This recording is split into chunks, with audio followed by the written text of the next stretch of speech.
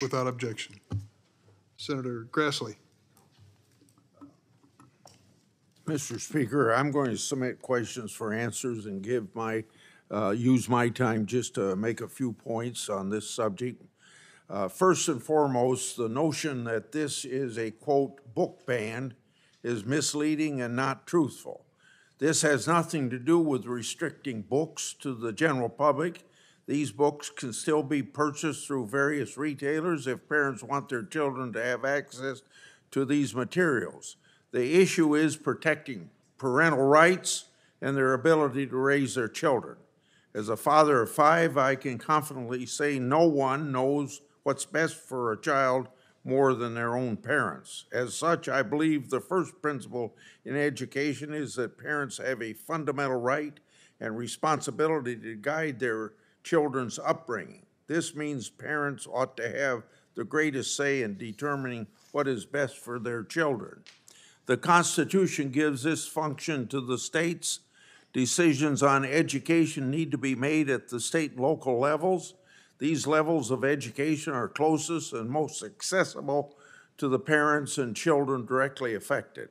States and school districts are best equipped to craft education policies according to the unique needs of the students.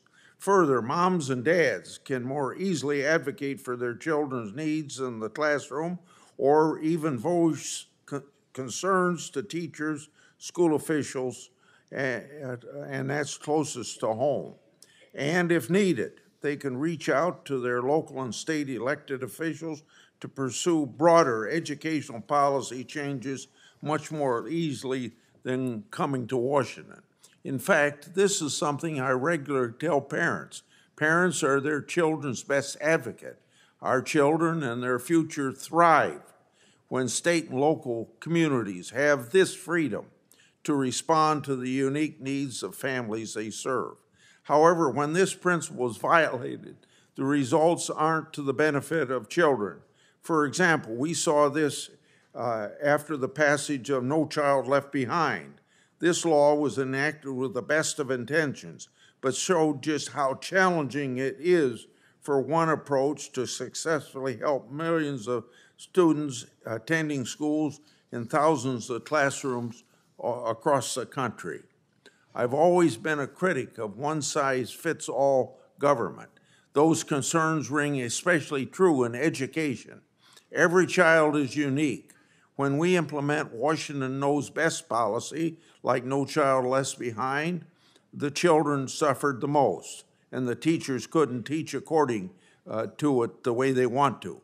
That is why Congress passed the Every Student Succeeds Act to restore local decision-making and better serve individual parents, schools, and educators.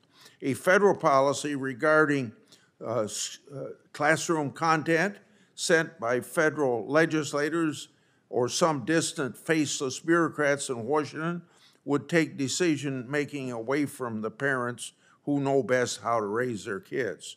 Throughout my 99 county tours of Iowa this year, moms and dads shared their experience and concerns about some books and materials that have been presented in Iowa schools. They've expressed reasonable concern about young, impressionable minds to explicit and graphic materials and content in some classrooms and school libraries. So common sense knows best. Unsurprisingly, we've seen every state and school district, we've seen various state and school districts respond to parents' consent by enacting policies aimed at protecting children.